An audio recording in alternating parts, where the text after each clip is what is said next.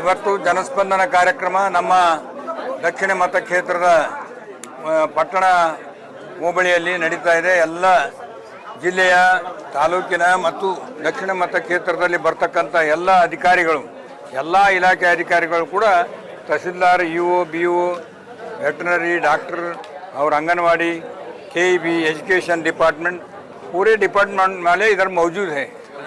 ಇಲ್ಲೆಲ್ಲ ಜನ ಬಂದಿದ್ದಾರೆ.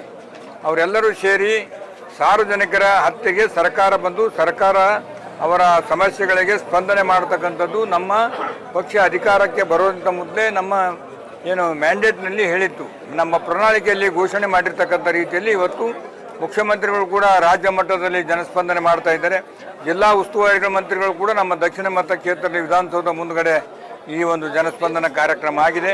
ಇವತ್ತು ನಮ್ಮ ದಕ್ಷಿಣ ಮತಕ್ಷೇತ್ರದಲ್ಲಿ ಬರ್ತಕ್ಕಂಥ ಎಲ್ಲ ಗ್ರಾಮಸ್ಥರು ಕೂಡ ಅನುಕೂಲ ಆಗ್ತಕ್ಕಂಥ ರೀತಿಯಲ್ಲಿ ಪ್ರತಿಯೊಂದು ಪಂಚಾಯಿತಿಯಲ್ಲಿ ಇವತ್ತು ಪಟ್ಟಣ ಪಂಚಾಯಿತಿಯಲ್ಲಿದೆ.